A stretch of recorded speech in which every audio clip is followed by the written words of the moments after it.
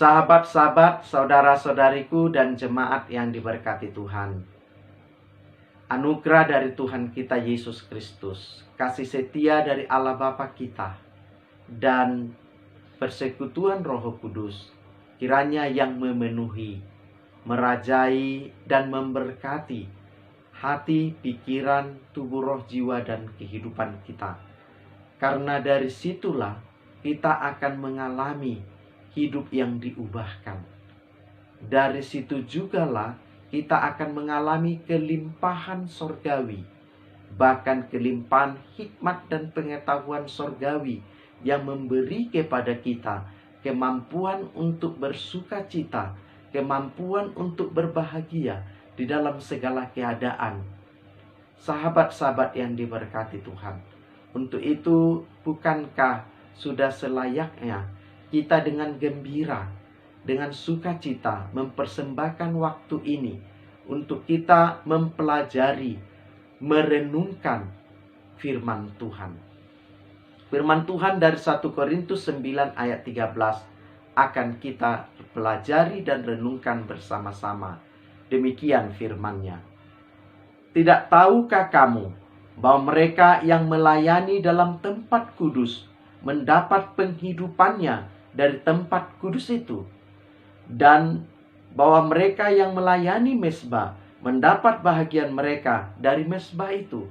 Demikian firman Tuhan. Tuhan Yesus ingin menjaminkan kebahagiaan bagi kita. Karena itu dikatakan Tuhan Yesus, orang yang berbahagia ialah orang yang mendengarkan dan yang memelihara firman-Nya.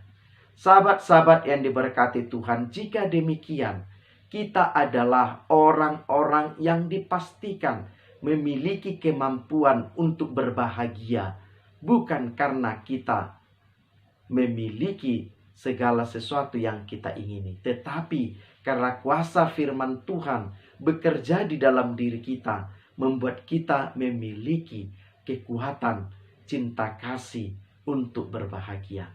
Sahabat-sahabat yang diberkati Tuhan, marilah kita mempelajari sejenak pernyataan Rasul Paulus yang telah kita baca tadi.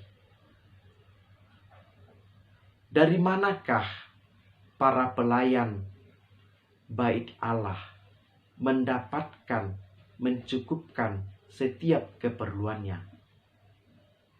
Dari manakah orang-orang kudus untuk dapat mencukupkan setiap keperluannya, setiap keperluan keluarga anak-anaknya?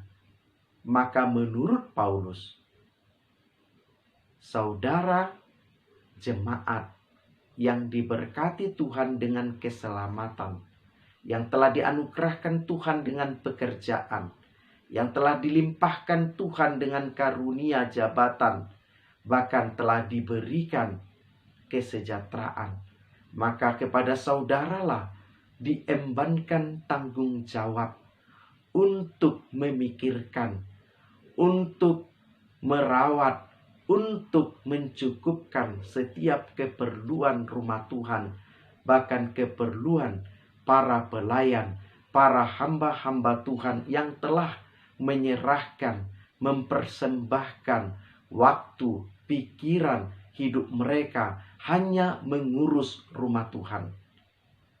Apakah Tuhan miskin? Apakah Tuhan kurang? Apakah Tuhan tidak sanggup mencukupkan keperluan rumahnya dan keperluan hambanya? Apakah Tuhan tidak punya kekuatan melakukan mujizat untuk terus-menerus memberikan yang diperlukan rumahnya? Tetapi Tuhan bukan kurang kaya, Tuhan bukan miskin, Tuhan bukan tidak sanggup dengan caranya mencukupkan setiap keperluan yang dibutuhkan oleh para pelayan, terlebih yang dibutuhkan oleh bait-Nya. Tetapi Tuhan mempercayakan tugas mulia kepada saudara-saudari, kepada jemaat, untuk terlibat di dalam bait Allah, untuk menjamin kelangsungan pelayanan dan kehidupan orang-orang pilihan, orang-orang kudus yang ditetapkan bertanggung jawab untuk kelangsungan pelayanan bait Allah. Sahabat-sahabat diberkati Tuhan, sejarah peristiwa para pelayan ini dimulai dari pembagian tanah di Kanaan. Ketika Allah menetapkan 12 suku untuk mendapatkan tanah bagian di Kanaan, suku Lewi tidak diberikan Allah tanah khusus, tapi suku Lewi diberikan Allah sinagog, bait Allah, tempat kudus sebagai tempat mereka tinggal. Dan Allah menjamin kepada suku Lewi bahwa mereka akan dipelihara, dirawat, bahkan disejahterakan Allah di dalam tembok bait Allah melalui 11 suku yang lainnya. Allah telah memilih, menetapkan dari semula bahwa suku Lewi, orang-orang tertentu dari suku Lewi bertugas sebagai imam, bertugas sebagai yang melangsungkan peribadatan kudus dan yang mengurus mezbah. Memang dari suku Lewi ditetapkan juga untuk bertugas di luar tembok bait Allah. Maka secara khusus para imam, para pekerja yang di bait dan di mezbah itu dipercayakan Allah untuk menjadi tanggung jawab 11 suku yang lain dengan membawa persembahan, dengan membawa persembahan syukur, dengan membawa persepuluhan, dengan membawa ragam persembahan lainnya secara tradisi Yahudi. Bagaimanakah sekarang, sahabat, saudara-saudari yang diberkati Tuhan? Tuhan telah memberikan kepada kita pekerjaan. Tuhan telah melimpahkan kepada kita karunia, talenta, kebisaan. Tuhan ingin memakai semuanya itu. Tuhan ingin memberkati semuanya itu, agar kita juga dapat memberkati rumah Tuhan. Sudah seberapa besarkah yang diberikan Tuhan kita bawa untuk rumah Tuhan? Kiranya sahabat-sahabat yang diberkati Tuhan memiliki tanggung jawab yang mulia ini, dapat mengerjakannya dengan kerelaan, dengan cinta kasih, dengan kesetiaan.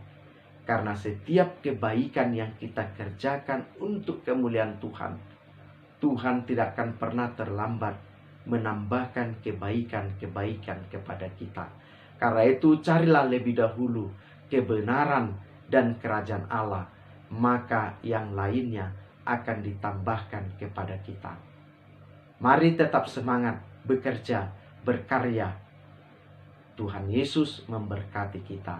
Amin.